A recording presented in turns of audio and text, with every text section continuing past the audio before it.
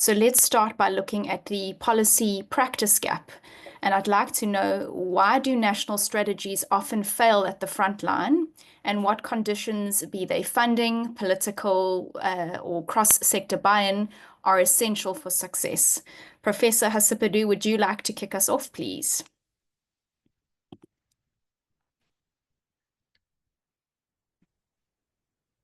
Yes, I would say that if we're starting by saying what are the, let's call the limitations of these programs, the first probably limitation that is really, in my opinion, the most important is lack of finance, lack of funding. Well, that means that usually, at least in my country, and I believe in other countries as well, we do have programs that are very, let's call it, let's put it another way. We do have very good programs, but usually when these programs are completed, there is no continuation. That means they give them some sort of finance for a period of time, 2-3 years. It's, at least in my country, since I told you I'm working for more than 25 years in this area, we had some very successful program, for example, in the kindergartens of my city, Thessaloniki, for something like 3 years with very good results, very good evaluation. But then the program was, the finance of the program stopped, and then this didn't have any continuation. So in my opinion, this is the biggest limitation, that the countries and the ministries do not really, or the local, I don't know, municipalities or whatever, they don't really, I don't know what is in other countries, but in my country, usually they change, the ministers change, and then the next one does not give priority to this particular, area of prevention. So I think this is something we have to mention. Also, something else, and that sometimes means also insufficient resources, okay, in many ways. So in resources and funding, sometimes also fragmented government structures. That means we have different ministries involved. Sometimes they do not collaborate. So we see something that is, for example, a program from the Ministry of Health that is not collaborating with the Ministry of Education. So we don't have that good implementation in schools. I'll just give you a few examples. Sometimes a lack of cross-sectional cooperation. Sometimes poor communication, some resistance from authorities. For example, we had a program some years ago, a European program, where we sort of tried to figure out limitations in different European countries regarding the school programs, nutrition school programs. And most of the stakeholders, or the ones that were involved in these programs, they were telling us, if we wanted to sort of put them in order, the first limitation, or the first barrier, let's call it like that, was money, okay, financing. The second one was lack of cooperation, what I said, lack between ministries, or lack between cooperation between sectors, etc., etc.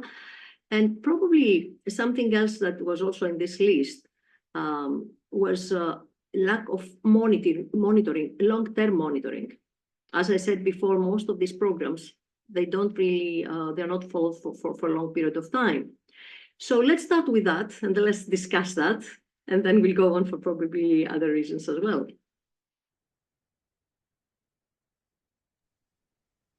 Thank you, Professor. Are there any other of our panelists that would like to weigh in and add to what Professor has shared?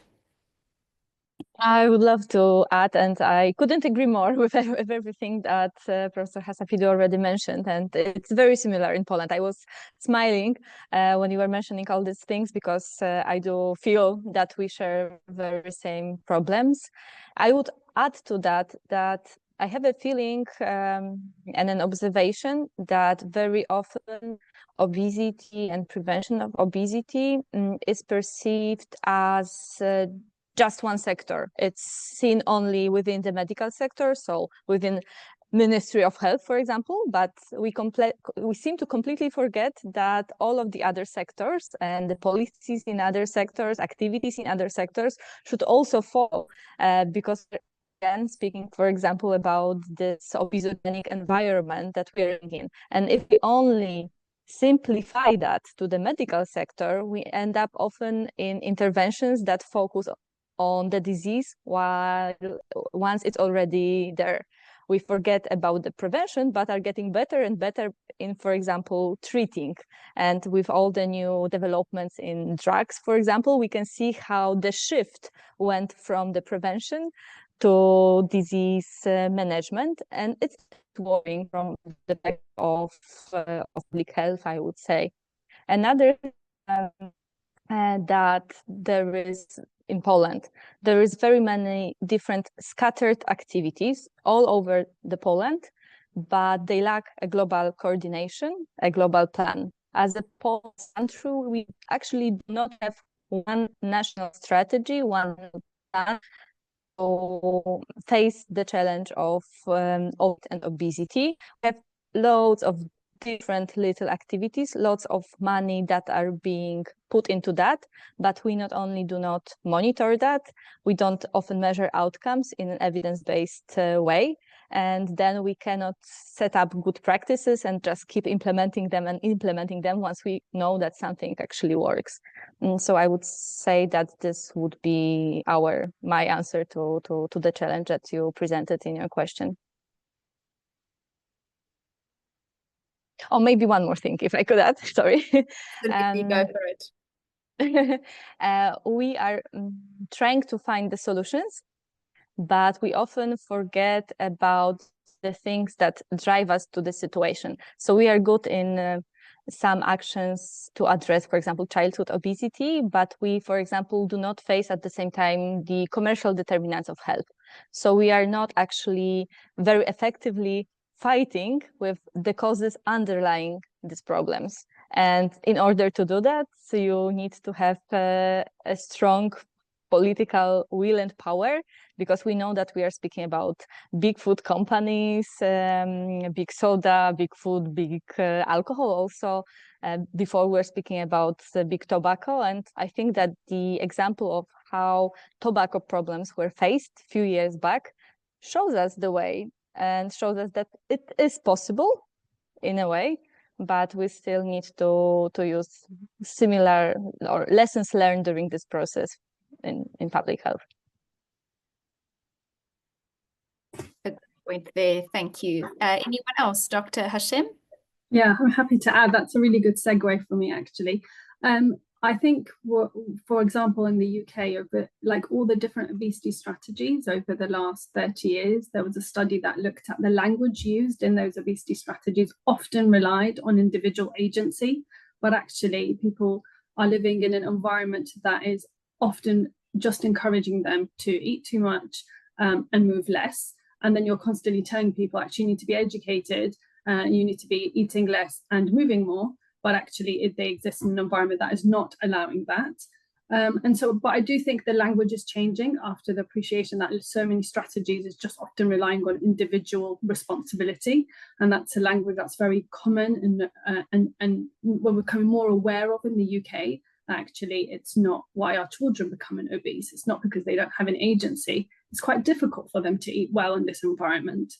And then the other thing I wanted to add around funding and resources, which I agree with what everyone else says, but we've had major cuts in public health budgets specifically, and that's had big consequences over the last 10 years, which is fragmenting so many prevention budgets across the country, which meant that there was less and less focus on obesity in various localities, which has had a big impact too.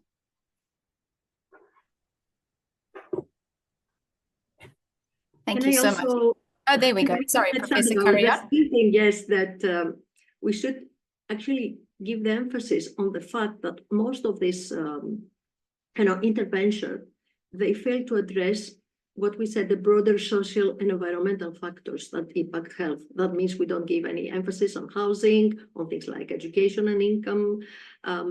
ability exactly to achieve equitable health outcomes. So this is something we have to take into account and give a lot of emphasis. We're talking about the food environment, which is very important, but there are also basic, let's say, needs that we should really think about. I mean, for example, in Greece, in all countries, I think all European countries, we all mentioned the differences between the prevalence between the families with different socioeconomic status. And when you sort of say, okay, we educate,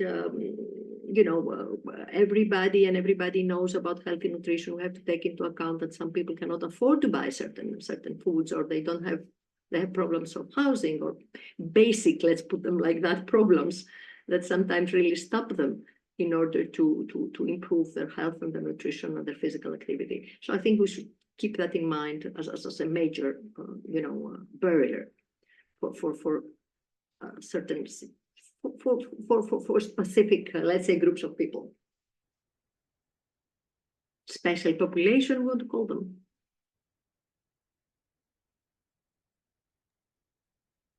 Thank you, Professor. Really good, well-rounded answer there. All right, let's move on and look at, let me grab my question, culture and stigma. How do the cultural narratives shape the way obesity is addressed in policy or practice? And how are countries addressing stigma within access to care? Dr. Baska, could I ask you to kick us off with your response? Sure.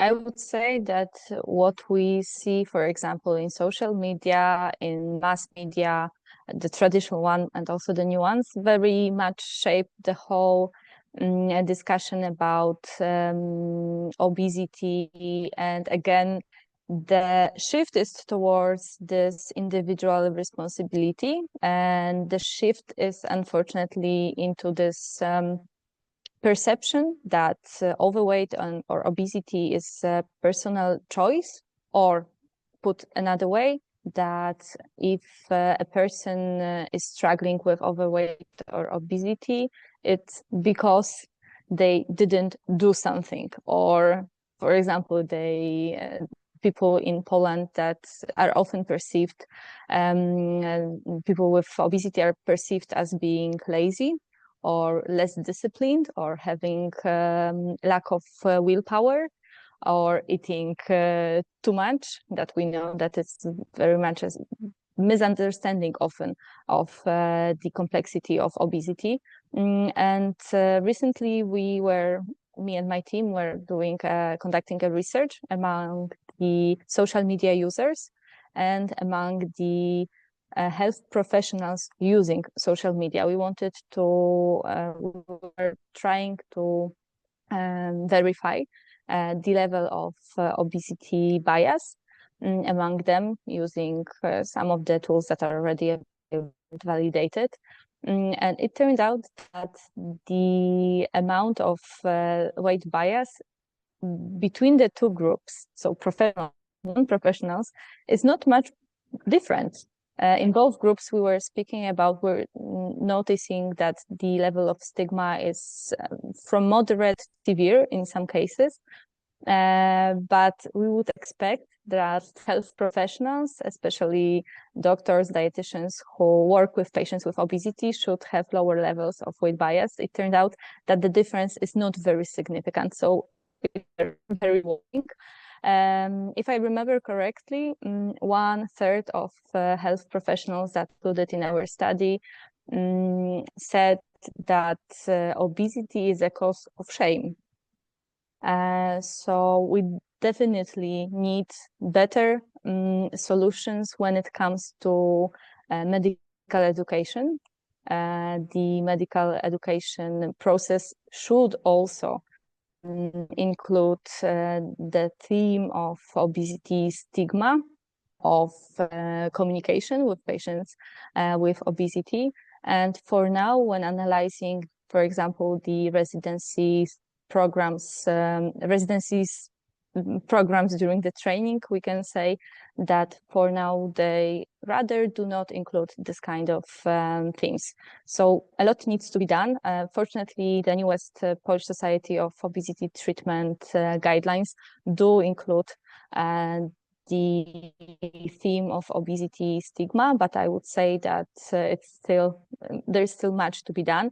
And coming back to your question, how would that impact the policies?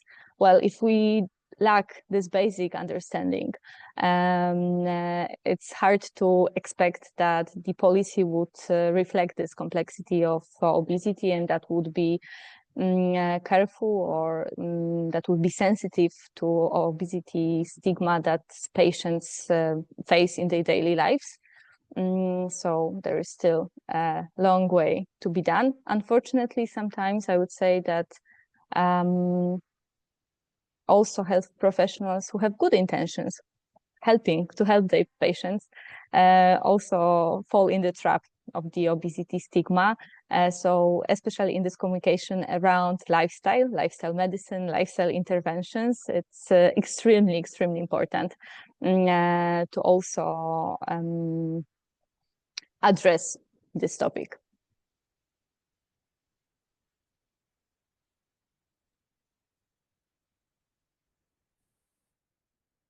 Thank you, Dr. Baska. Would anyone else in the panel like to weigh in on the context? Can I say something? I mean, I totally agree. There is very little to add to that. I just want to say that there are varying cultural views sometimes, and we have to take that into account, of desirable body size. And I will give you an example in a minute. Also, the role of food in cultural traditions is not the same. And of course, we must live in societies now with multicultural. That means that we have people from different countries, and we have to take that into account. Also, religious beliefs and how these are influencing dietary choices. I mean, we had a study recently on fasting and how this is affecting the life of certain people. And it was interesting to see that religious people that were following fasting, they were probably having different dietary choices and different health status. So just, I'm giving some examples on the way, I mean, the cultural barriers, I'll call them like that, that we always have to take into account when addressing obesity. For example, it's interesting to say that in a recent study we did for body size and how parents, they were for children, how parents are looking at their children, their body size. It was very interesting that something like, if I remember the numbers well, something like 20% of parents were seeing their children with a lower body weight than the actual body weight. That means that the obese parents, 20% of parents with children with obesity were seeing them with, like, for example, underweight or normal weight. And normal weight, they were seeing as underweight. And that was about 20%. And it was really interesting because we gave them to cycle the picture of their child, the size of their child, or cycling a size that was something like 3 times thinner, if you understand what I mean. I cannot show you now the different representation, but the idea was that they were thinking, because this is quite often in the Mediterranean, I think, countries, that parents do not really think that their children have overweight or obesity, so they sort of think, okay, they're have a little bit more weight than they should. They become older, they have extra height. So this is just a simple example how are people looking at the cultural views of desirable body size that we have to also take into account. That's something extra I wanted to add to our discussion. Thank you.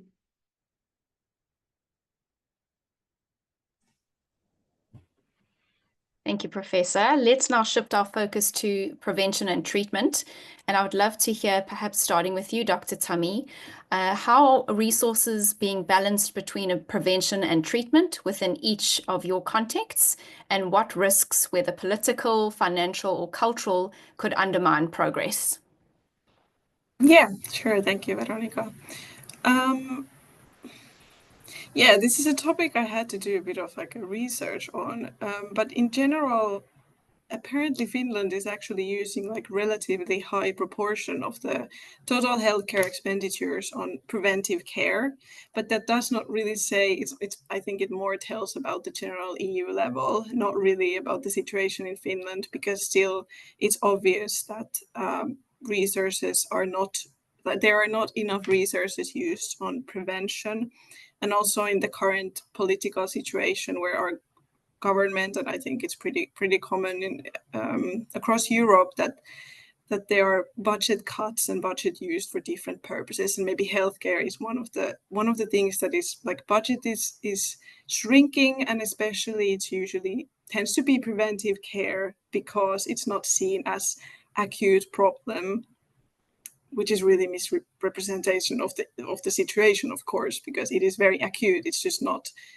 maybe showing in that way in our everyday lives.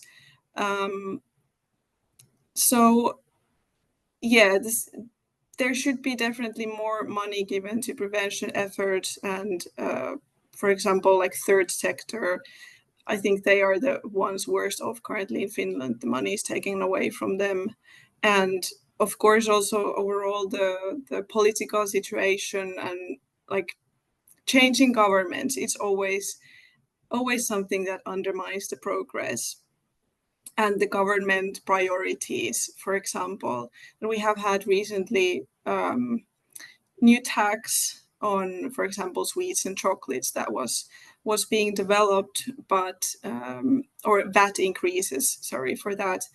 And well, since our government maybe didn't have the commitment and willpower to go through with it, it was stopped, the progress with it.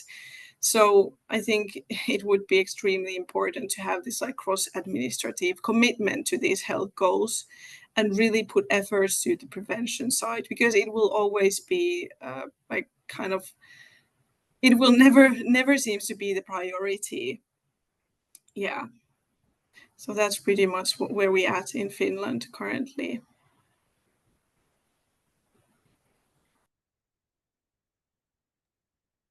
Would any of our other panelists like to weigh in on that as well? I'd be happy to. Oh, sorry. More emphasis on prevention compared to treatment. And I think most European countries are the same, yeah. Sorry, it was somebody else who wanted to say something and I interrupted. It's okay, go ahead, Maria. No, nothing else, that's it. Just to say that in most European countries, most money are given for treatment and very little money is given for prevention. Yeah, similar in the UK. It's a lot of the budget spent on treating obesity and obesity-related conditions like type 2 diabetes. There is talk about it potentially bankrupting the healthcare service in the UK because of the staggering costs on amputations and the medications and the eye care and all the rest of it. And that these are all consequences of obesity, really. And in terms of not just the budgets on prevention that need to be increased, but actually having the government comfortable with the fact that every time they want to bring any policies that are upstream, they are often, the language is talked about them taking choices from people, being a nanny state and so forth. And that becomes quite frightening sometimes for some politicians, that they don't want to be seen as taking away those options. But actually the governments have a duty of care, particularly when it comes to situations where a huge proportion of children are unhealthy. And they do have a safeguarding responsibility to protect children from this excessive exposure to unhealthy food products. And I think we're starting to see a change in the language, but actually the media has a big influence in how a policy lands in the media when it's first announced. And then that obviously sways into where budgets are allocated. Do we have a priority on prevention for this specific government? And obviously the upheaval of governments changing. And even once you do have a government, often they do a reshuffle. And so then change ministers around. And then again, you'd have to talk to them and tell them keep them up to date with how of a priority this should be. I would like to also to It's similar in Poland, and we started with the data from Finland, being one of the countries with the highest in EU share on the prevention care when it comes to the medical costs. But the Poland is on the other on the other side of this graph. If you look at it, unfortunately, our shares are extremely low. And it hasn't changed much for the last years, which is very unfortunate. I don't want to make this discussion very political, but this subject is political. And thank you for mentioning the nanny state and the narration about that. We also see it in Poland, and I would say that it was a weapon in the political rivalry. This all discussion about where the freedom to choose and to do whatever an agency wants starts and where it's finished. And sometimes we really misunderstand that some kind of governmental political actions, activities are actually to secure the freedom of an individual, a freedom to health. But we really misunderstand what this individual agency is. And it is also one of the global burden of disease commentary that we really need to redefine what we see the individual freedom and agency and when our decision makers have their responsibilities where it comes to taking care of our health, obesity and obesity prevention included.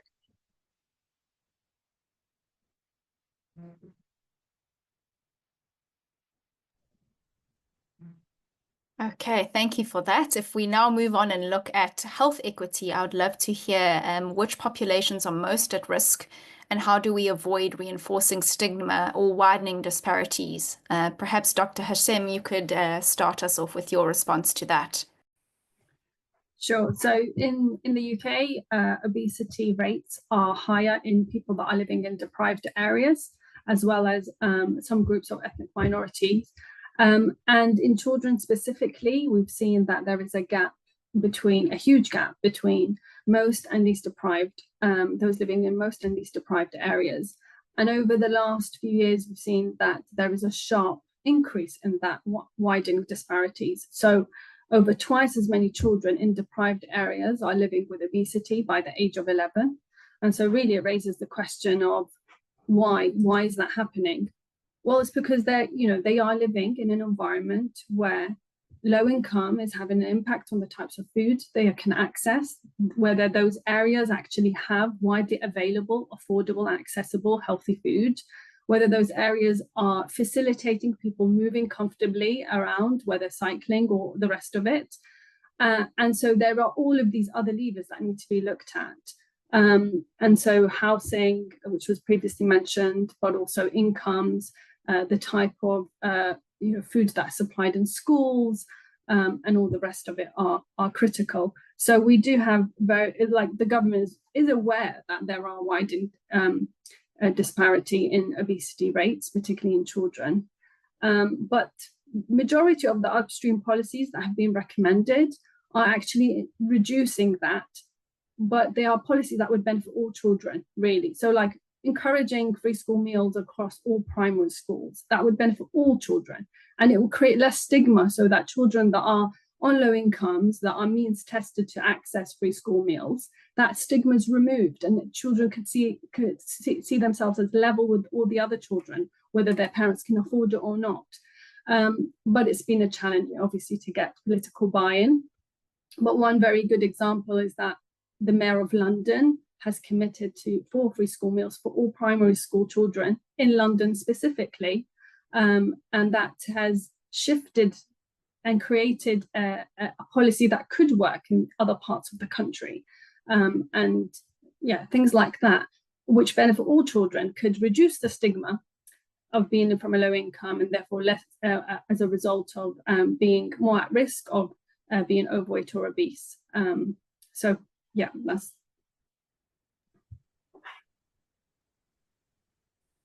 Thank you very much, Kawther. Maybe some other speaker would like to add on here.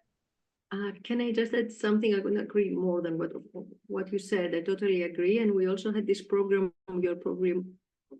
most of you are familiar of what we call it the milk, fruit and vegetable program in schools. We had it in Europe for many years and actually evaluated recently.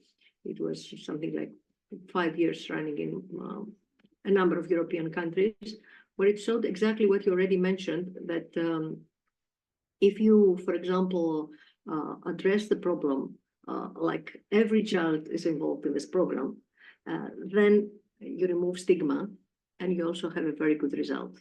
So this type of programs, I think, we'll have to look for. Thank you very much, Professor Hassapidou. If there are no other comments on that, we can slowly move to the next question, which is focus on prevention and treatment. And I would like to ask you, how are resources being balanced between prevention and treatment within each of your contexts? And maybe we can start with Dr. Tami, if you don't mind. How are the resources being balanced between prevention and treatment? Sorry, did we already discuss that, or I feel like I already answered that, or maybe I answered the wrong question. So oh, my bad.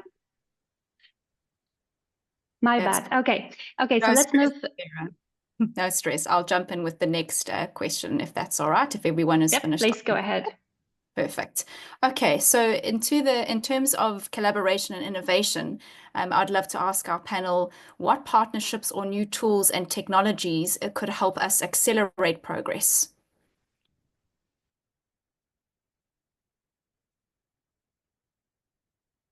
Yes, I can say something on that. Go ahead. First of all, yes, collaboration, as you said before, collaboration between various sectors. This is very, very important, including government, including international organizations, private companies. We have to include the private sector. It is very, very important. We're talking about the food environment. If we don't include the private sector, we're not going to have any good results. As I said, international organization already mentioned the program in Greece for childhood obesity that is running in collaboration with UNICEF, academia, all communities, different communities depending on the level of the program. In order, at the end of the day, what we want is to implement comprehensive and evidence-based strategies. And I want to emphasize the evidence-based strategies, and then I'm going to use, you say, for the tools. But I mean, what we don't do or what we learned recently that we have to do is that we have to assess the evidence-based programs and then try to implement them. So this is something I think is important to mention. So regarding tools, and especially tools like, I don't know, recent tools like AI, that we have a number of programs that are carried out now. I mean, I'm involved in a number of European programs regarding mainly involving, let's put it another way, using as many tools as possible to address prevention and treatment of obesity. A very good example that I told you before regarding tools is a program that we are doing in Greece now, the childhood obesity program, that a number of our interventions, most of our interventions are internet-based interventions. That means the intervention, the medical, pediatric, let's put it like that, intervention, as well as nutritional intervention for all these children that are already assessed as children with overweight and obesity, are carried out through online sessions. This is something new, at least in our country, that we used to have face-to-face sessions. So I'm looking forward to using these tools. I'm not so sure. We have a number of publications saying that these tools are very important and this type of intervention are equally effective.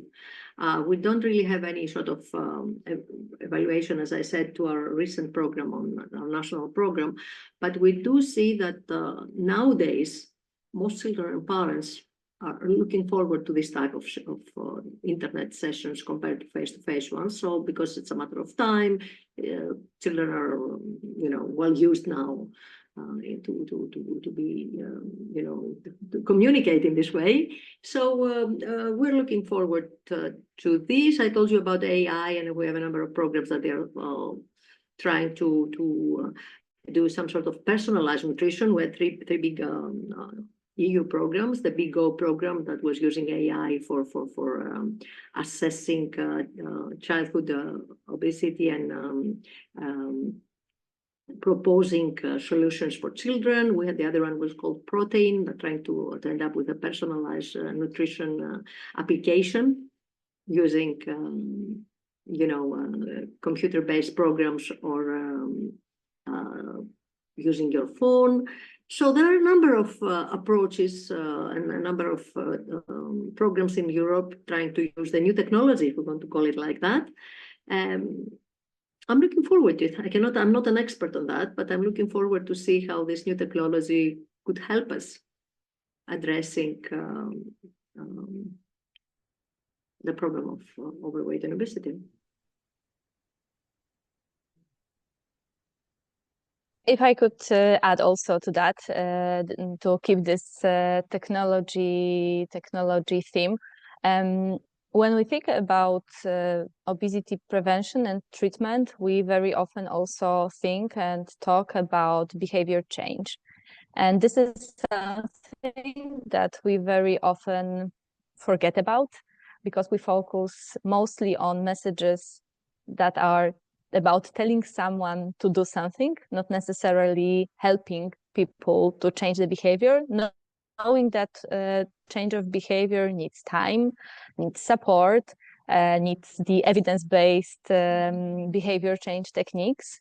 And I think that the technology, for example, mobile apps might be, already are, but might be in future even greater help in providing this type of support to the behavior change, especially that we know that very often, if we look also at the very successful interventions in the history of diabetes and obesity prevention, for example, look ahead studies and DPP program, we see that the crucial thing there was that there was the continuity of the intervention or of the help and the support, that the longer the group had a support in reminding this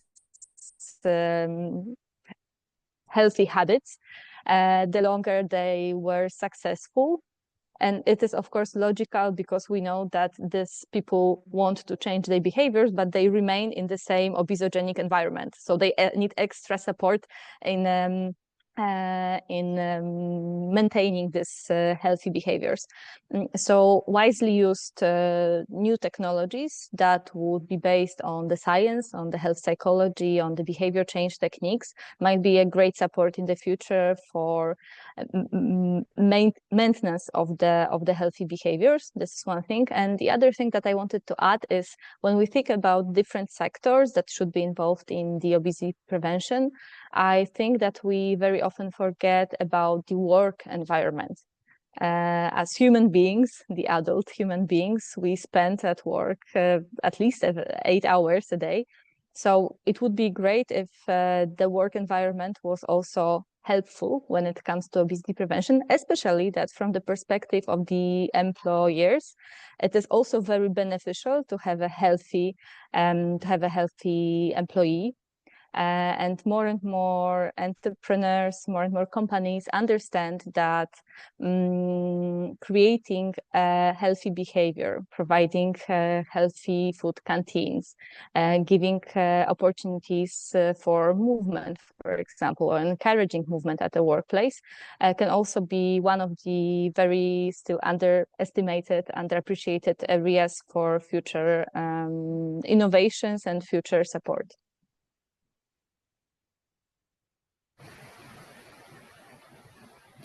I could maybe add to that.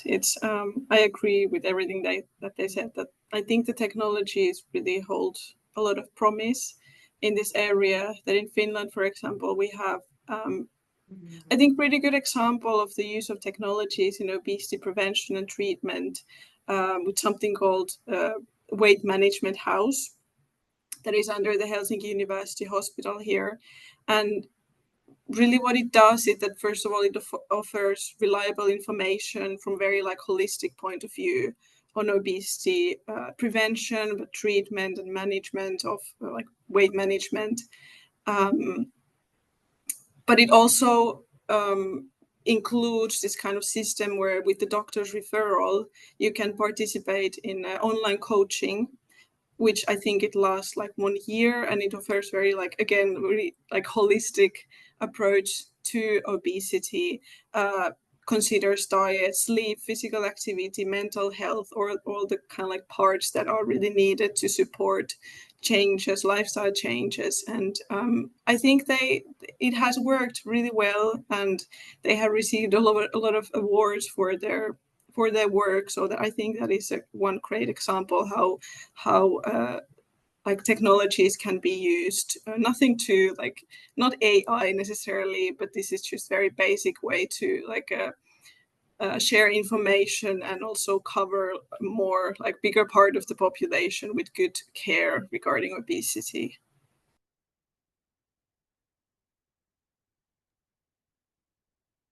Thank you, Dr. Tommy, for that addition there. Finally, if we look ahead, I would love to hear from each of our panelists what policy action each of you would recommend if you had 60 seconds with the UN at the upcoming high-level meeting on NCDs. And perhaps, Dr. Baska, we could start with you. That's the most difficult question, and it's always difficult to be the one to start answering these questions. I would say that we need to tackle the challenge of the commercial determinants of health. And until we do it, I do not believe that we will succeed when it comes to obesity prevention, effective prevention. And we can put all of our financial resources, human resources, but still this obesogenic environment would be there. So if I had this chance to talk to policymakers, I would call for some fiscal solutions that would make the healthy unprocessed foods more available to everyone, available physically, economically, on the marketing level, and on the other hand, to discourage the access to the processed foods, especially.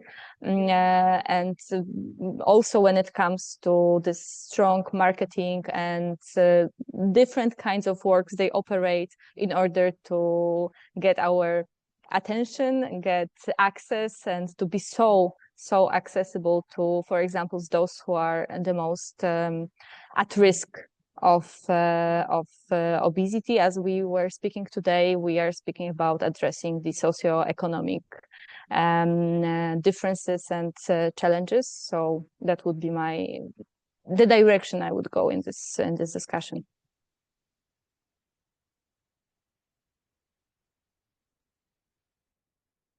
Thank you, Dr. Baska. Dr. Hashem, would you like to give us your sense? Sure. I think based on the success of the UK with the soft drinks industry levy, which is a levy on companies themselves, and if they exceed certain levels of sugar in their soft drinks, they need to be paying to the Treasury. Based on that success, I think all countries around the world should consider introducing similar policies. It's a fiscal policy.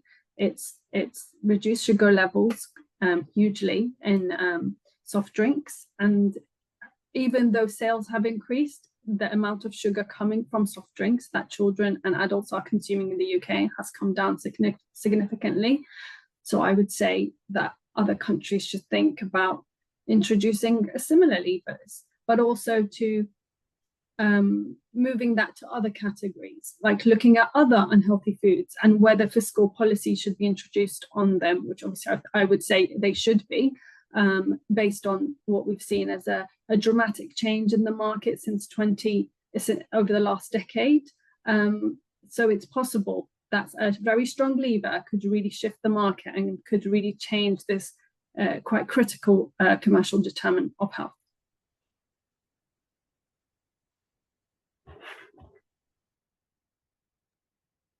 Thank you, Dr. Hashem. Professor Hassapidou, what would you like to contribute from your side?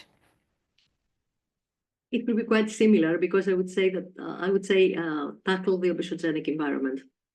That would be my approach to that, since we're not going to have a long time to, I mean, they don't give us a lot of time to talk.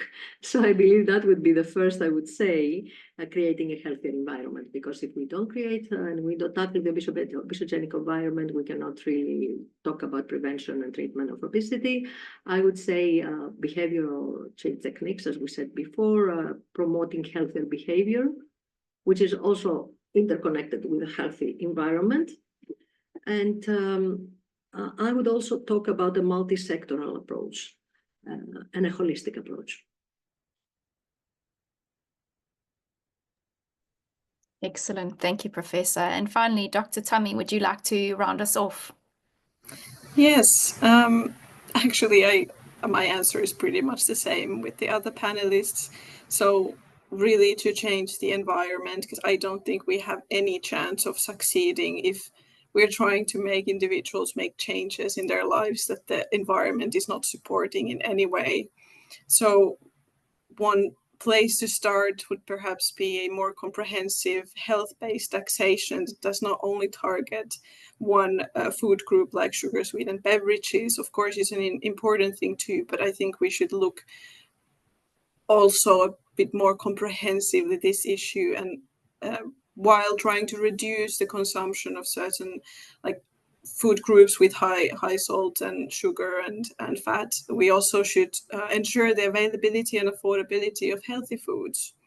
So yeah, we need to look at this very comprehensively and improve our environment that would support better healthy life.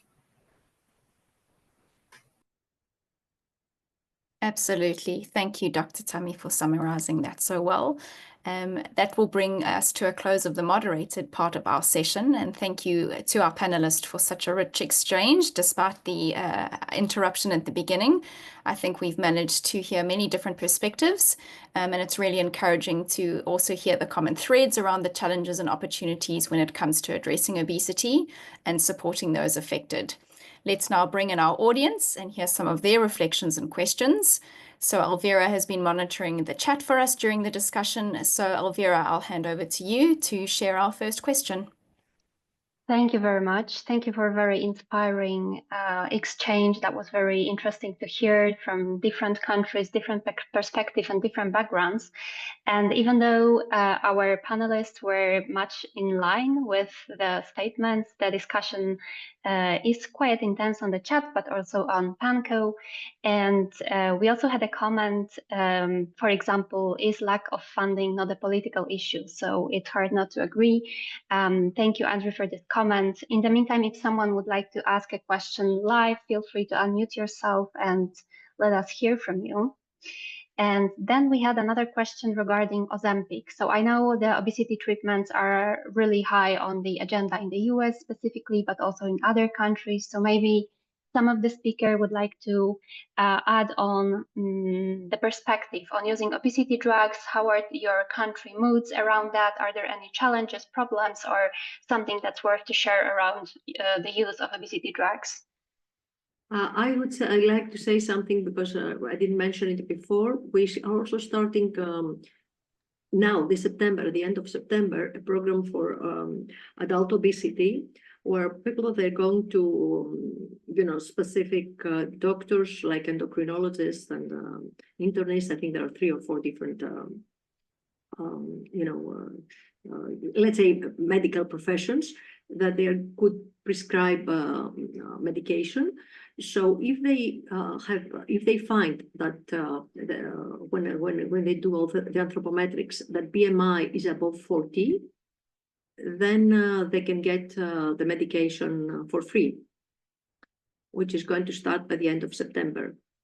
And also, again, if they have BMI more than 40, as I said, for children, the same for adults, they're eligible for nutritional support, again, online. I think there are 10 sessions for each person, and depending how the person goes, probably there are more than that. So this is something that is going to start from the end of September. Because up to now, you had to buy the medication. And it's very expensive, at least in my country, and I believe in most European countries, but now things Exactly.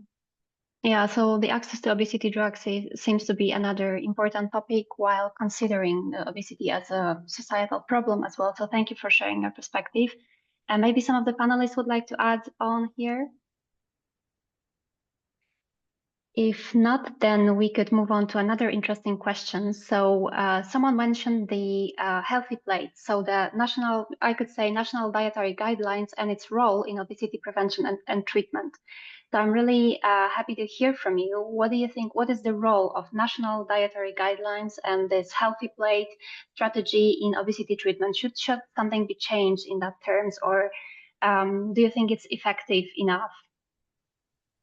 Well, I can start with that. I think it's really key policy tool, at least in Finland, to guide decision making regarding nutrition, and for example, what children are eating in daycares or primary, secondary education. So definitely here it is seen quite important, and we actually just had, well, first of all, in the Nordic countries, we have joint Nordic nutrition recommendations that based on those, then the national recommendations are kind of then adapted. And we just had finished the work last year for our new national nutrition recommendations, and they are also adapted for example, separately for children and separately for schools and these kind of things. And they also are the basis for food education and nutrition guiding overall. So I think it's very important, and it's good place to start all the other activities regarding policy decision making or such things. Thank you very much. Maybe some of the panelists would like to speak up. I do agree. It's oh, sorry. Okay, I can continue.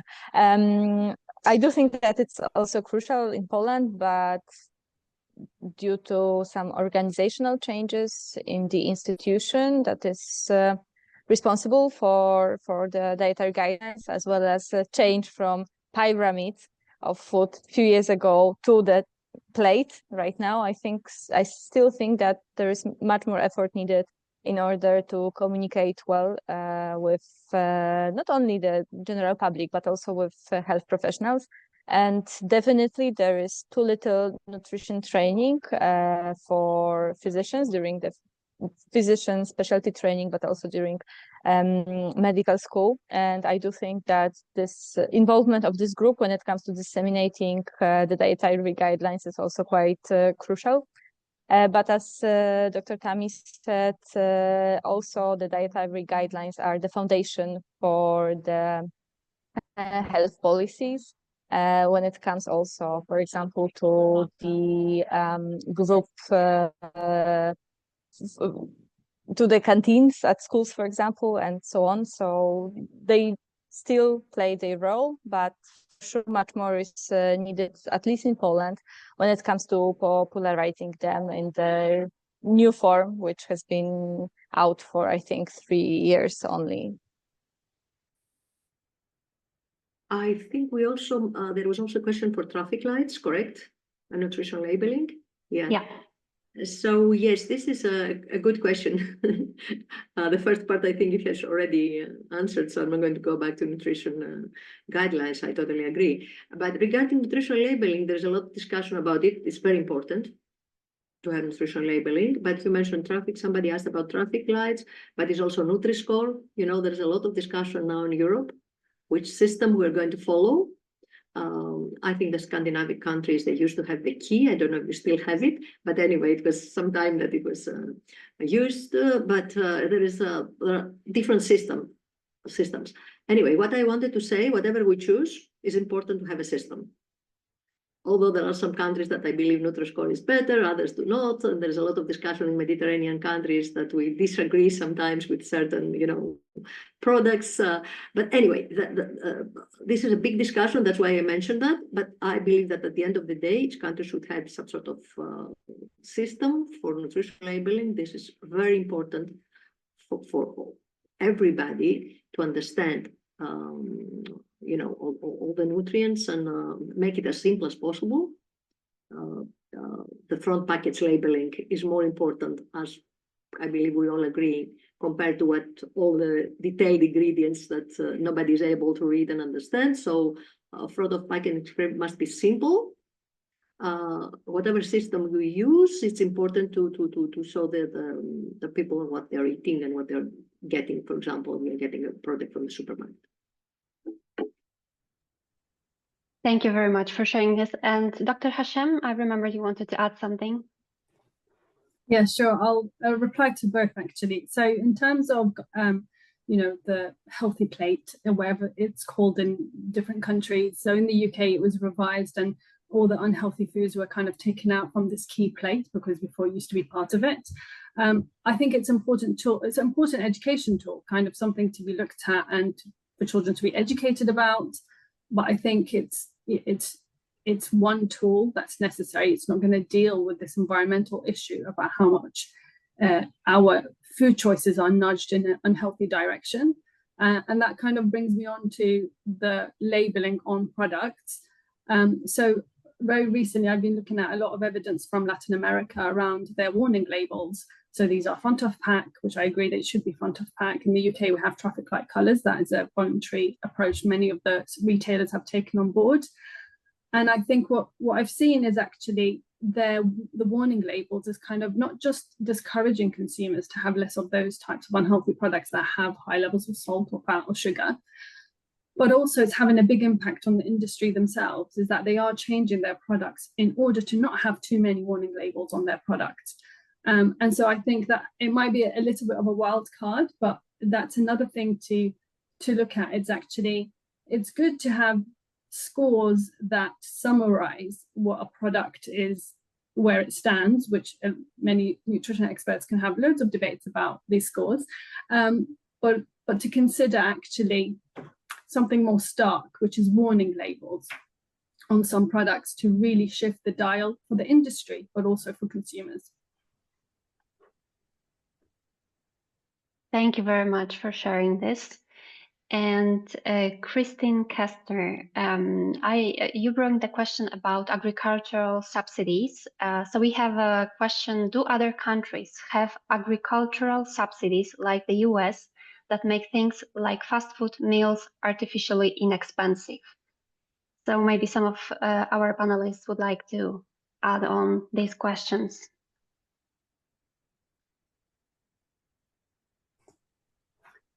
I can add very briefly. In terms of, I think there's been a lot of work to look at the impact of taxes, but less work to look at the impact of subsidies, particularly in relation to the UK. But we have three very big trials, very big studies that were funded over the last 3 years, and the outcome of those studies will come out at the end of this year. And some of those might have elements of subsidies in them to kind of they're modeling impact of subsidies. But I know many years ago when I've looked at, there was a European CAP policy which had subsidy elements on unhealthy, I suppose it was milk and like butter, and the impact of, someone can speak to that better than me, but that showed that subsidies were encouraging unhealthy, high amounts of fat on the market that didn't know where to go. And so were added to different products. So I think it needs to be thought through very well how subsidies would work. And I don't think many countries have explored that to a large extent. That would be my response. Thank you very much. So for the last 5 minutes, I would like to take you to our platform just to show what are the moods, what are the responses on some of the questions that we ask people there. But if someone would like to ask a question live, please go ahead, unmute yourself, and feel free to ask your question directly to our panelists.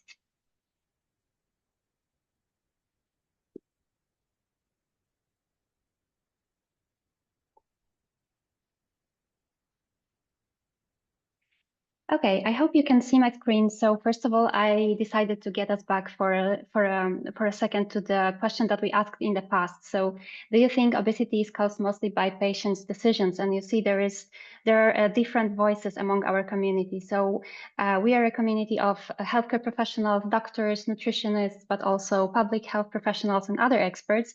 And you could see like the voices here were not aligned. So I think that was a very interesting results.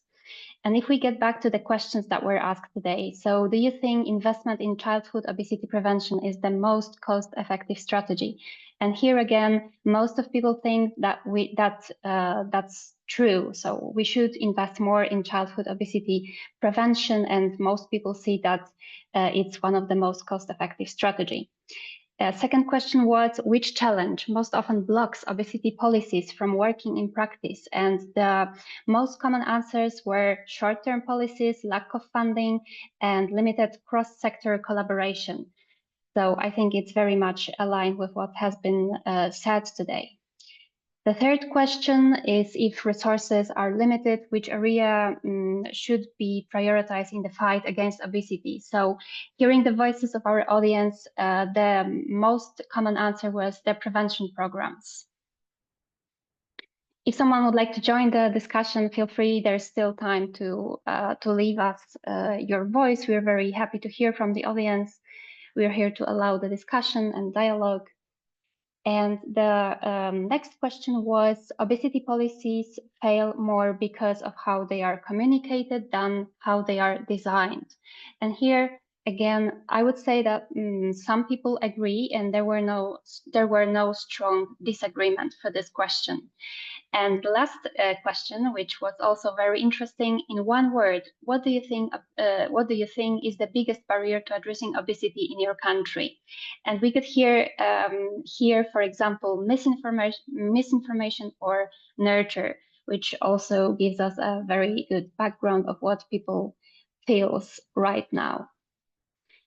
So feel free to join the discussion if you would like to share your voice or maybe exchange with other experts in the comments. We're very happy to hear from you. And in the meantime, I'll just ask if some of the panelists would like to add on the questions or the discussion that we had today.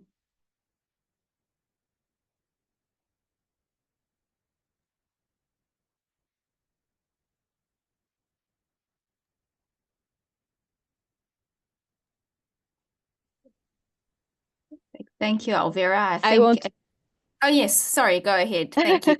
Sorry, I just wanted to say that that I'm a bit sorry that we didn't actually talk about misinformation, which is also, of course, very, very important issue. But there's so many different topics to address that maybe there will be another opportunity to challenge this subject, because I do think that from the also public health perspective, the health misinformation is a huge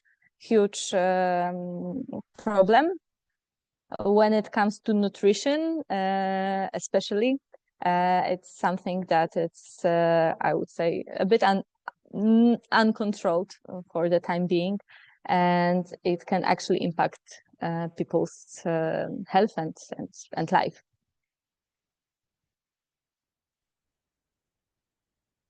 Thank you, Dr. Busker. I think as we bring our session to a close, I'd like to just ask the other panelists to maybe give us their 1-minute key takeaway from today's session, and then we will draw the session to a close. So perhaps Dr. Hashem, let's hear final closing thoughts from you.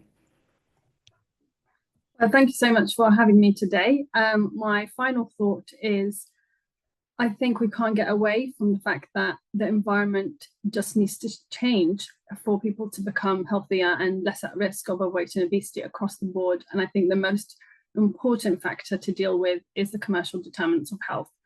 And that is actually what companies are selling, promoting, and advertising to people.